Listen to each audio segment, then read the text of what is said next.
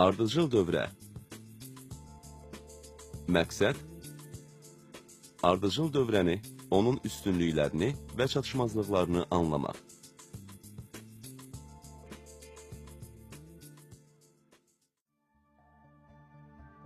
Elektrik cərəyanının axması üçün axın xətti lazımdır. Elektrik cərəyanının axdığı xətt dövrə adlanır.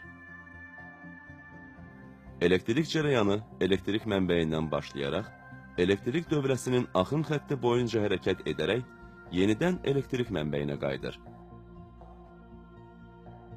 Bu o deməkdir ki, elektrik axını eyni elektrik mənbəyində başlamalı və bitməlidir.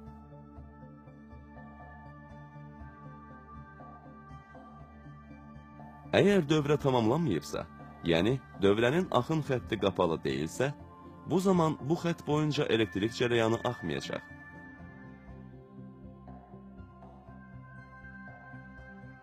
Elektrik dövrəsini yaratmaq üçün tələb olunan bəzi mühüm komponentlər, elektrik mənbəyi sayılan elektrik batareyası, elektrik açarı və müqavimət və ya yükdür.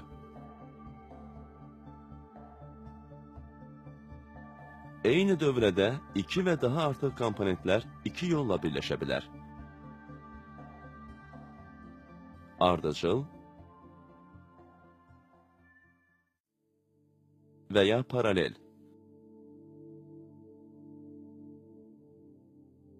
Bu bölmədə biz ardıcıl dövrə haqqında öyrənəcəyik.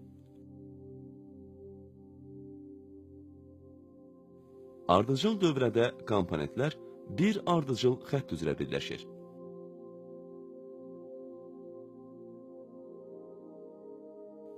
Elektrik cərəyanı bir komponentdən digərinə və ondan da o birinə ardıcıllıqla keçir. Bu ardıcıl dövrə adlanır. Çünki cərəyan bir komponentdən digərinə ötürülür.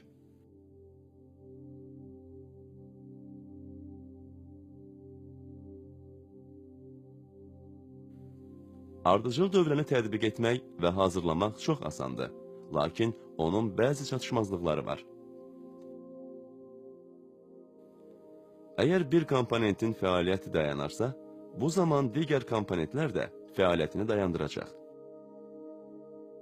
Bu, ona görə baş verir ki, cərəyanın dövrədə axını dayanır.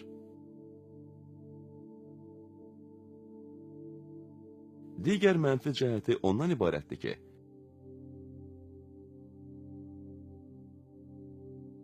dövrəyə daha çox komponentin artırılması cərəyanın bir o qədər zəifləməsi deməkdir.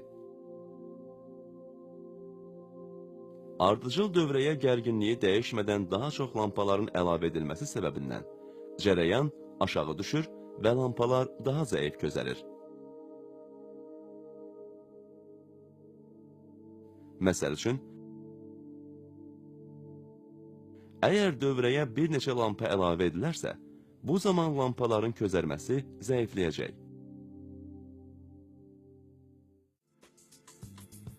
Xülasə etsək, ardıcıl dövrədə komponentlər bir ardıcıl xətt üzrə birləşir.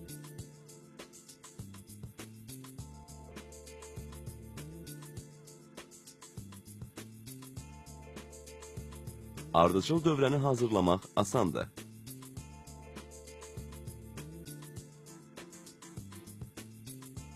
Ardıcıl dövrədə çıxış qurğuları fəaliyyətini dayandırarsa,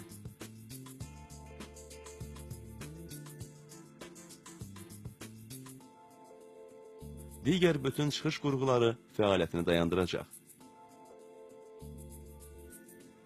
Ardıcıl dövrəyə daha çox lampaların əlavə edilməsi səbəbilə dövrədəki cərəyan aşağı düşür və lampalar daha zəif közəlir.